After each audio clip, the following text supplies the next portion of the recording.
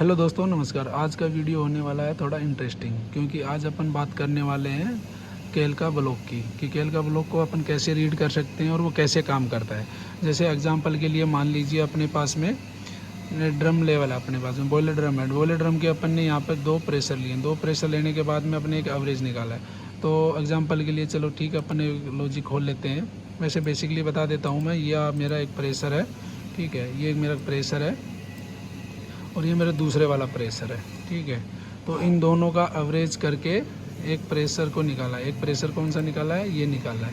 ये इसको अपन बोलते हैं एवरेज प्रेशर। दोनों का ए प्रेशर का और बी प्रेशर का दोनों को मिला के अपन ने एक एवरेज प्रेशर निकाला है, ठीक है दोस्तों। ये कैसे अपन निकालते हैं ये जानते हैं, ठीक है। अभी जानने के लिए सबसे पहले अपन वही करेंगे जो कोगावा डीसीएस के अंदर सबसे पहले अपन ड्रॉ में जाएंगे। ड्रॉ में जाते ही अपने पास में एक लॉजिक पॉपअप ओपन होता है, ठीक है। तो इस लॉजिक के अंदर जैसे कि मैं आपको बता रहा था कि यहाँ पे अब मेरा आ गया पीवी। जैसे कि मान लीजिए ये मेरा CP1 जो ए प्रेशर है और ये मेरा बी प्रेशर है, जैसे कि आप देख पा रहे हो वहाँ पर भी यही थी। तो ये ए और बी प्रेशर मिलके मेरा क्या बना रहे हैं यहाँ पे? एवरेज प्रेशर बना रहे हैं, ठीक है। तो अभी एवरेज प्रेशर बना रहे हैं, तो इसके अंदर एक कैलकुलेशन दिखाई गई है, तो वो मैं थोड़ा सा आपको एक्सप्लेन कर देता हूँ। इससे पहले भी मैंने ये वीडियो में थोड़ा बहुत बताया था इसके बारे में। तो आज केल्का ब्लॉक के बारे में थोड़ा सा मैं एक्सप्लेन कर देता हूँ, ठीक है दोस्तों। तो अभी अपन क्या है ना, इस पर क्लिक करके अपन इसके बिल्डर में ओपन करेंगे। जैसे इसका बिल्डर ओपन करते हैं अपन, ठीक है। तो ये अपना क्या है, केल्का ब्लॉक की एक कैलकुलेशन सामने आ जाती है, जैसे कि आप देख पा रहे हो, ठीक है। तो दोस्तों इसके अंदर क्या लिखा हुआ है, ए और बी, ये मेरे जो फील्ड से इंस्ट्रूमेंट लगा हुआ है, ट्रांसमीटर लगा हुआ है, वो है जिसका मेरा एवरेज कर रहा है, क्या कर रहा है, मेरा HAD 10 CP009। तो इसका मतलब क्या होता है कि ए और बी मेरे 2 सेंसर हैं, मान लीजिए एग्जाम्पल के लिए फील्ड से आ रहे हैं, ठीक है। और डी मतलब हो गया एवरेज। जैसे ऑपरेटर है, कोई भी वैल्यू को फोर्स कर देता है तो RV उसको अपन लेंगे। तो OVRD क्या लिखा है, तो HAD 10009। तो अभी अपन चलते हैं ए मेरा इसके नीचे लिखा हुआ है ASW हो गया मेरा। ए का स्विच बनाया है इसने और फिर बनाया है बी का स्विच, ठीक है। और सी स्विच इसने क्या किया है, मेरा एवरेज को लिया है। तो नीचे क्या बोल रहा है, P01 बराबर ए। तो जब मेरा P01 बराबर 1 बोला है और P0 बराबर 2 बराबर B बोला है, तो इफ़ इसने एक कंडीशन रखी है, इफ़ अवर, ठीक है। तो इफ में इसने क्या लिखा है, OVRD बराबर 0। तो देन तब क्या होगा, तो इसका मीन्स क्या होता है, अगर ये मेरा बराबर होता है तो इसका मतलब क्या होगा, जब मेरा C स्विच बराबर 0 होगा तो मेरे दोनों सेंसर हेल्दी रहते हैं, ठीक है। तो दोनों सेंसर मेरे हेल्दी हैं इस कंडीशन में, और दोनों का जो डाटा आ रहा है वो मेरा प्रॉपर एवरेज आ रहा है। अगर ये बोलता है अगर A बड़ा हो गया और B देन छोटा होगा, तो इसका कहने का मतलब ये है, जब मेरा डाटा आपका जब A मतलब कि A बड़ा है, मतलब एक जो मेरी वैल्यू ले रहा है और B मेरा सेंसर नहीं आ रहा, तो वो मेरा CPV क्या करेगा, जो मेरा बराबर होगा A। तो मेरा जो CPV है जो मेरा डाटा लेगा वो A से लेगा।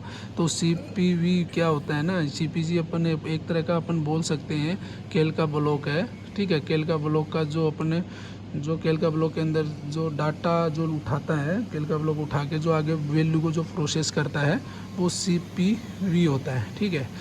ऐसे इसने एक आगे की कंडीशन लिखी है, इसने आगे की कंडीशन लिखी है इसी, अगर यदि A बड़ा होगा देन B से, तो वो B की वैल्यू उठाएगा, तो ऐसे उठाएगा। तो ऐसे इसी प्रकार से अपन ये बोल रहा है कि CSW बराबर 1।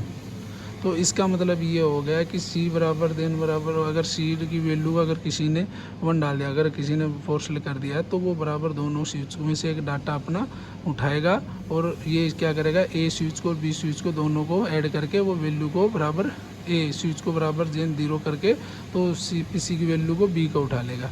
ऐसे ही इसने क्या किया ना, B स्विच को अगर 0 हो जाता है तो CPC की वैल्यू A रहेगी। तो एंड यदि अगर ऑपरेटर जो भी बंदे अपन ऑपरेटर जो प्लांट को चला रहे होते हैं, अगर इस वैल्यू का अगर वो फोर्स करते हैं, अगर 2 कर देते हैं, मतलब फोर्स कर देते हैं, तो CPC से वैल्यू वो D को उठाएगा। तो D का मैंने आपको स्टार्टिंग में बताया था, D वैल्यू क्या से उठाएगा, CPC मेरा D ले लेगा। जो वैल्यू इसने डाला है वो इसका कंटिन्यू वो वैल्यू अपना ले लेगा।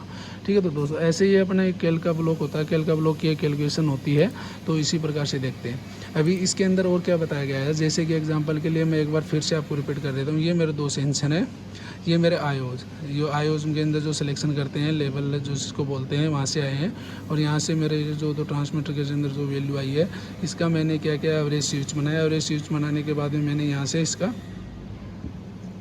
कैल को ब्लॉक यूज करके ये फाइनली रीडिंग एवरेज डाटा जो पैरामीटर होता है ये मैं यहाँ पर इसका निकाल रहा हूँ, जो कि मेरा को अपने जो ड्रम के ऊपर है। जैसे कि मैं आपको दिखा देता हूँ, ड्रम का जो प्रेशर होता है, जो एवरेज पैरामीटर है, जो आप यहाँ देख पा रहे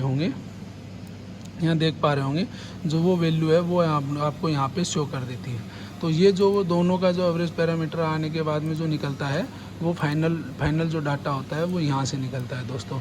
इसी प्रकार से अपन बात करते हैं तो इसी प्रकार से अपने ड्रम का भी इसी प्रकार से होता है, और अपना ड्रम का लेवल का भी इसी प्रकार से फाइनली डाटा कैलकुलेशन करके निकालते हैं। डिरेटर का भी अपन ऐसे ही करके फाइनल करके निकालते हैं। तो ये सारी चीज़ें कैल का ब्लॉक के अंदर होती हैं। चलो दोस्तों, वीडियो पसंद आया तो बताना, अगला टॉपिक कोई इंटरेस्टिंग लेके आएंगे। चलो।